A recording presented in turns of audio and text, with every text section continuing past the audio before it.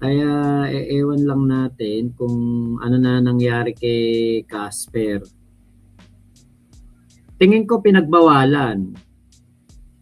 Nananahimik na si Norm, pati si Casper, di na din nagpaparamdam. Yun nga, Ate Agnes. Kasi nga, pag nagparamdam kasi si Casper, matatanong siya, nasa na si Kulaong, nasa na si Kulaong. Siguro yun din ang iniiwasan ni Casper para hindi na matanong ng mga supporter ni Kulaong.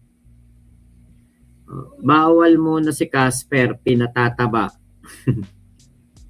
Pinatataba muna. Ito naman, ito yung dito naman tayo kay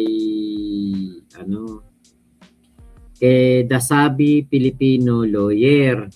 Kasi meron pong inilabas na audio recording etong si Food Genius. Ito yun Ang grandfather ko, aide-camp ni President Garcia at ni President Marcos.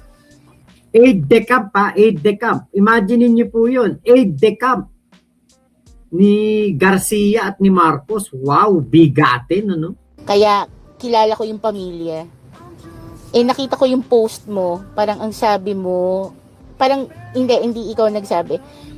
Parang meron siyang kinekwento na si Little Amy daw yung adopted anak ni Amy yun. Mali siya ron, doon pa lang mali na siya. Tsaka lumapit sa akin yan noong 2017, kinukuha niya akong lawyer niya. Tinanggihan ko siya. Tapos nung nakulong siya noong 2020, lumapit siya uli sa akin, tinanggihan ko uli. Nirefer ko kay Johnny. Hindi. Mali. Mali yun. Hindi totoo yun. Kasi etong si John ay nakilala ni Kulaong dahil kay Yama. Doon sila nagkakilala. Yan ang alam na alam ko kasi nung time na si Kulaong ay inaaresto, yun yung first day ni Johnny. Tapos yun nga, sinabi nga ni Yama na etong si Attorney Johnny ay parang kumari niya yata. Parang gano'n hindi ko matandaan kung paano. Basta kaibigan niya o kumari niya, kaya inirefer niya si Kulaong doon kay Johnny. Ngayon, napakaswerte ni Kulaong kay Attorney Johnny kasi si Attorney Johnny talaga hindi siya binitawan, hindi siya iniwanan sa mga kaso niya. 15 yan. And ito. Paano ba ako nakilala ni Mangusing? Kasi noong 2015, madalas akong taga-piyansa ng mga drug lord. Tsaka ng mga gambling lord. Yun, doon niya ako nakilala. Kasi yung isang kliyente ko, doon siya nangungutang, financier niya rin yun taga Mandaluyong yun. Kaibigan din ni Bernard. Tsaka nung may-ari ng Bose Philippines, yung mga speaker, doon ko siya nakilala. 2015 yan. Doon pa lang sa datingan niya na anak daw siya ni Makoy, medyo off na kami. Alam namin hindi totoo. Kasi una, yun nga, ang grandfather ko ay dating aide-camp. Hindi aide-camp ni Carlos Garcia at ni Makoy, etong si grandfather ni Susan Yance. At ito daw po si Susan Yance nasa Muntinlupa pa rin daw. Siguro kahit na nakapagpiyansa, baka hindi pa rin makalaya kasi meron pa rin siyang mga ongoing pa na mga kaso. Yun ang tingin ko, kaya hanggang ngayon ay pa rin siya, hindi pa rin nakakalaya, hindi pa siguro nakapag-bail na nga sa ibang kaso. Kasi yun din naman yung binalita ni Food Genius na sa kaso. meron siyang kaso na pinayagan siyang magpiyansa. Pero nakadepende pa rin nga yan kung makakalaya doon sa iba pa niyang kaso. Sabi niyong isa nating kausap, inaayos o para nakikipag-areglo etong si Susan Yance. Pero kasi yung mga kaso naman talaga nito, yung iba naman talaga ay mga bailable at saka hindi naman kasing bigat ng human trafficking yung kaso ni Susan Yance. Hindi naman sumampa sa syndicated estafa. Kaya etong si Susan Yance, siguro ang problema din ay pangpiyansa kaya hindi po makapagpiyansa. Sentensyado yan si Yance. Kaya hindi rin makakalaya, ate, no? Kita mo, bukod pa doon, sentensyado. Pero maikli lang yata sentensya nito di ba, ate Ira? Parang ilang taon lang no?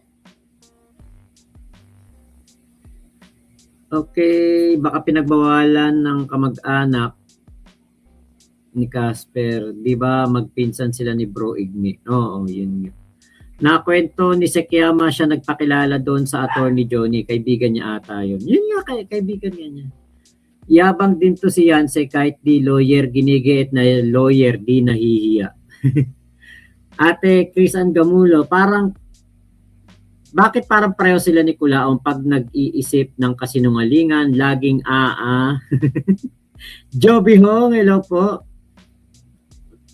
Baka meron pang ibang kaso. Yun nga. Kuya Erwin Pagunsa, nasa na si Kulaong? Wala po dito sa amin. Kuya G, magkawayan sila sa bintana ni Kulaong pag nahuyo na si Kulaong. Yung iba naareglo na niya, kaya lang yung binubuno niya ngayon, sentensya, 1 year, 3 months. Okay, mababa lang. Mabilis lang pala yun. Langya ka si Prenyo. Bina Imoto, hello po. Nasa kaya si Ate Michelle? Alas 12 sa kanila. Kahit pa paano, mabilis lang yan, Ate Ira, di ba? Kasi 1 year, 3 months Kayang-kaya yan ni Sabi Filipino lawyer. Kaya yun pa rin yung ko na mas mauuna pang makalaya si Sabi. Saka yung kaso nga kasi ni Sabi, hindi naman ganong kabibigat. At ilang counts lang. Hindi katulad kay Kulaong, talagang katulad niyan. May paparating kay Kulaong, parang 40 counts yata. Yung kay MG, parang sabi ni MG, di ba? Parang 300 ba? Pucha. Saan ka kukuha pampiyansa nun? Ate May Noble, pathological liar na abugaga kasi. Yun, medyo magkaano sila doon ni Kulaong sa sitwasyon na yun. Doon sa part na yun. Parehas silang sinungaling. Pero mo kinukuha daw siya ni Kulaong na abogado. Inirefer daw kay Johnny. Kasi ito rin tayo kasi hayag na hayag noon yung mga kaso ni Kulaong sa atin. Kaya ako, alam ko talaga na itong si Johnny ay pinakilala ni Yama. Ate Ira, yung kay Crush ang abangan ni Kulaong. Naku po, yan nga ate, ang Nobel yata yan Diba? Yung Nobel ang aabangan dyan, tingin ko. Kasi kapag si Kulaong nabigyan ng Nobel, etong si Susan Yance, magsasaya talaga to. Maliligayahan. Maliligayahan to kasi biruin mo ba naman yung sinasabing yung taong kinabubusitan mo biglang magkakaroon ng Nobel saklap.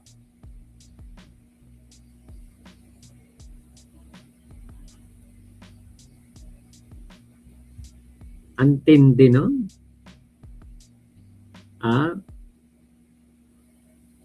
Sana nga lumabas na yan, Ate Ira, yung Nobel ni Kulaong para siguradong hoyong-hoyo talaga si Kulaong yan. Para siyang kumuha ng batong ipupukpok sa ulo niya pag nangyari yan. Ay, tumunog na yun.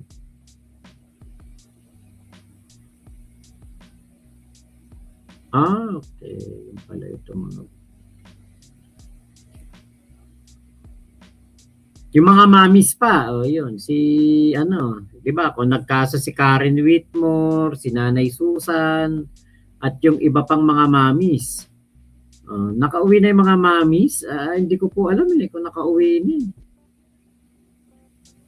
Parang wala pa namang nakakauwi yata. Basta ito, si Susan Yance, doon na lang muna siya. Doon muna siya sa kulungan, 1 year and 3 months. At least, di ba, kung, napagbayaran niya na yung kanyang sentensya, di okay. Di ba? At least kapag sa mga darating na panahon, di ba, mapagsisisihan niya na to. At napagbayaran niya yung kanyang mga kasalanan. Hindi katulad nitong si Kulaong, no remorse to Ngayon pa siya nanahimik, nasabi niya na lahat ng dahilan para pag-isipan siya. Yun. Yun ang mali niya, Ate Ira.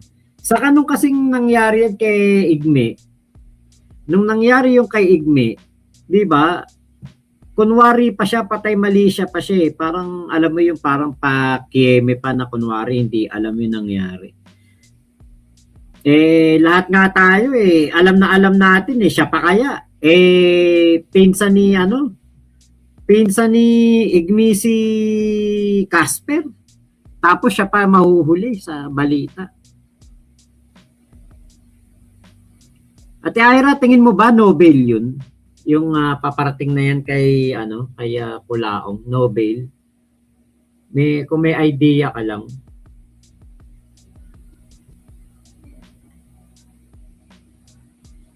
Kasi yan yung maganda talaga na mapunta kay mapunta kay Kulaong, Nobel.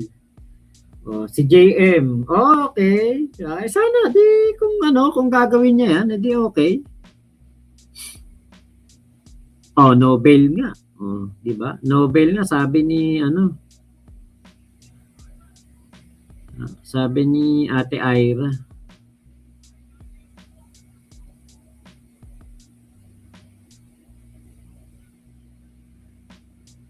Makakatawag pa rin yan kahit nasa hoyo na gaya ng dati nakakagamit ng CP. Kaya lang pag pinabantayan yan, naku po.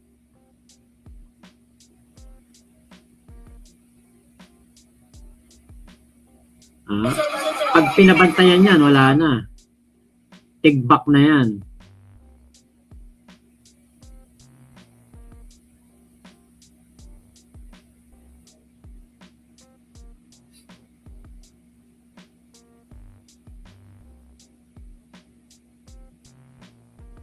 Oo, Kuya G, mabigat yun. Pwede kasing yan frustrated yan, di ba? Kapag yung frustrated, ang alam ko nga, Nobel talaga Pero hindi na makakagamit cellphone yan kasi pababantayan na yan ni Chief Kalinisan. Ihahabilin na. Huwag nyo ikapagagamitin na cellphone niya. Huwag nyo ipa-BBIP yan. Ngayon kasi may kalaban si Kulaong na taga-gobyerno. Pero kung katulad noon na wala siyang kalaban na taga-gobyerno, pwedeng hindi siya mabantayan. Ngayon mababantayan siya kasi Chief Kalinisan, si Chief Lacanilaw. Sana naman hindi na para mawala na talaga ang yabang. Kung natuto lang magpahalaga si Kulaong sa mga tao sa paligid niya, di wala sanang manlalaglag sa kanya. Wala po kasing ano yan si Kulaong, wala utang na loob, walang panlasa, walang ano, walang ibang dapat na magaling, kundi siya lang. Kaya yun ang ano, yun ang nangyayari kay Kulaong ngayon. Wala siyang kaibigan na matatawag mo talagang kaibigan niya na nandyan sa paligid niya. Walang isip yun. Yoni Ariola, hello po.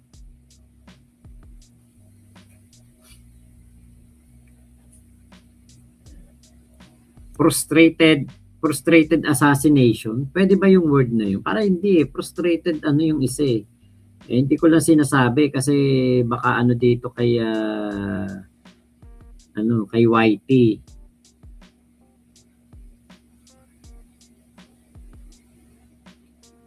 Yun nga.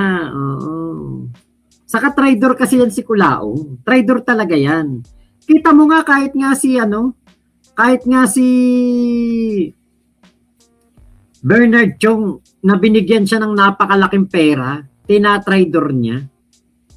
Traitor kasi talaga yan. Walang ano yan. Yan yung tinatawag na taong walang kabusugan. Binigay mo na yung kanang kamay mo, kakagating ka pa niyan sa kaliwang kamay mo. Frustrated gur. Yun nga, di natin kasi pwedeng sabihin dito yung word eh. Tira lang ng tira sa iba. Tears before Bird Deluxe, sobrang bilib sa sarili si Kulaong. Class Royale, plastic kasi yang si Kulaong. Malaas kasi yan. Lahat, kahit pinakamatalik na kaibigan, talagang tutuklawin. Kita mo nga si Bernard Chong nga, grabe ang binigay na pera dyan at ang binigay na pagpapahalaga. Pero tinarantado niya. Tinarantado niya.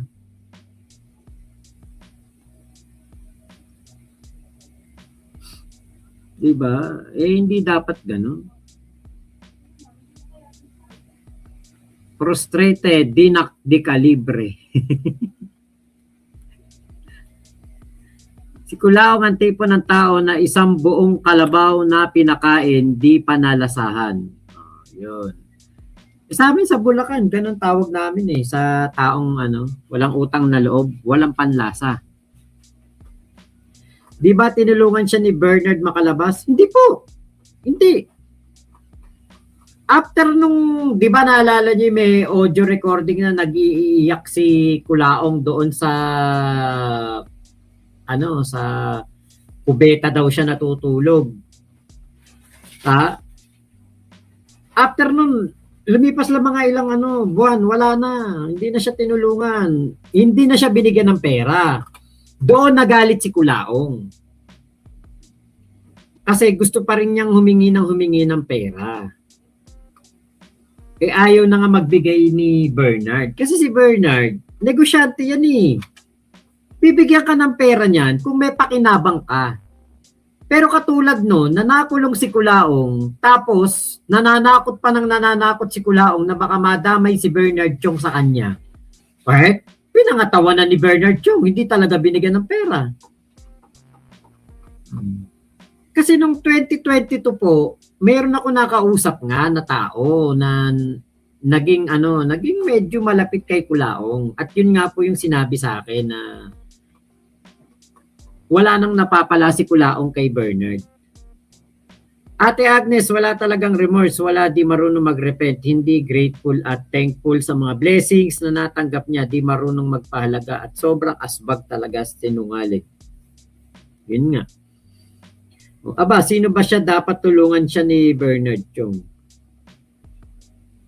Ang nangyari nga noon, nung time na nabigyan siya ng pera, nasa 300M, syempre, kwento talaga to nung malapit na malapit sa kanila.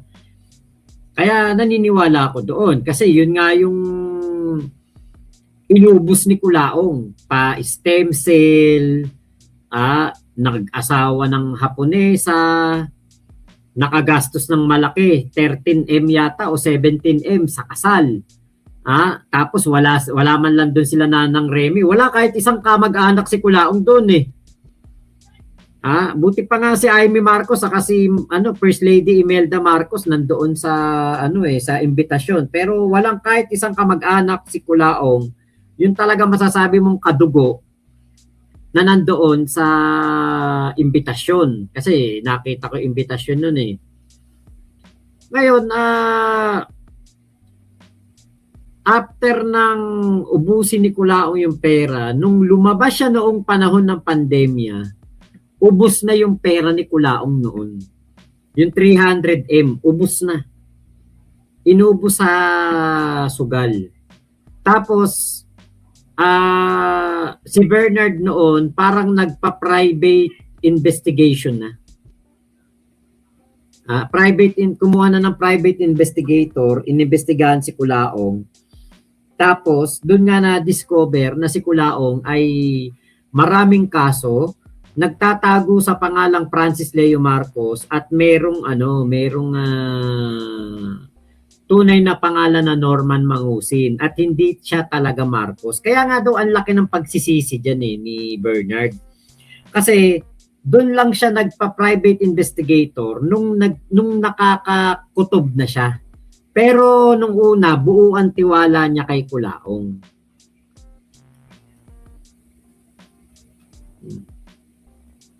Kaya nung panahon po ng pandemya na yon, kahit papaano, nabigyan pa rin naman ni Bernard si Kulaong ng pera, pero hindi na malalaki. Tapos, parang wala ng tiwala. Hanggang sa parang tinalikuran na. Okay, Class Royal, buti pa Kalabaw marunong lumuhod, pero itong si Kulaong hindi marunong magpakababang loob. Sobrang taas ng tingin sa sarili. Kuya G, hindi rin pinahalagahan kayong 14 vloggers, kita naman. Mac, baka nagtatago na, hindi naman siguro. Kahit ba sa invitation ng kasal nila sa Japan, hindi nakasulat ang pangalan ni Nanang Remy? Hindi po. Hindi po. Actually, meron ako dito, ewan ko lang kung makita natin, pero wala talaga, as in wala. Medyo malabo lang siya, pero alam ko talaga wala sa invitasyon si Nanang Remy. Kasi nga, kapag lumitaw doon si Nanang Remy, kunwari bigyan na invitasyon, marami ang magkakagulatan yun. Diba? Magkakagulatan yun. Magkakaalaman doon. Biglang nandoon si Nanang Remy. Eto yun, no? Eto.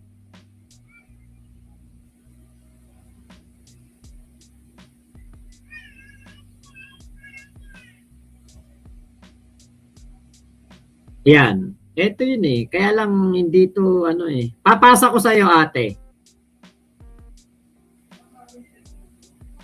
Papasa ko sa'yo itong na ito. Napakawalang nga talaga. Biruin mo, kasal mo, wala nanay mo, wala tatay mo, wala kapatid mo. Kahit isang kamag-anak, wala. Nandoon yung mga kung sino-sino lang na mga nakilala niya lang nung late na. Pero makangkitid naman ng utak ni Bernard Chong. Kung tunay na Marcos, walang hawig sa mga Marcos. Magaling nga kasi si Kulaong eh. Yun nga po yung sinasabi nga ng mga tao. Magaling si Kulaong sa buladas. Ako nga kapag ako sinabihan ako ng nanay ko, ibibili kita ng tsinelas sa sahod ng tatay mo, pag sumahod na tatay mo, hindi ako naniniwala. Bakit? Hindi naman totoo yung sinasabi ng nanay ko. Nanay ko na nga yun, hindi ko pinapaniwalaan, pero naniwala ako kay Kulaong. Kasi alam ko kapag sumahod tatay ko, kulang Kaya hindi ako maibibili ng tsinelas ng nanay ko. Kaya yang si Kulaong, marami po talagang naloko dahil nga sa galing mangloko, sa galing magsalita. Class Royal, possible yan, Boss Mac, magtatago na yan. Gaya datin, ilang pangalan ang pinalit niya. Huwag lang mahuli hanggang na-discover na lang ng NBI na siya pala yung wanted na hinahanap nila. Opo, yun nga. Ate Agnes, ayan, hello po. Actually, kaya nga nagparitoke daw yan ng ilong noon para matakbuhan yung kaso niyang human trafficking. May nag-ano lang din yan, may nagsabi lang din sa akin. So maraming salamat po ha. Ingat po kayo. Nasa mang panig kayo ng mundo. Momo chup chup. Love you, love you. God bless us all. Pilipinas. God first.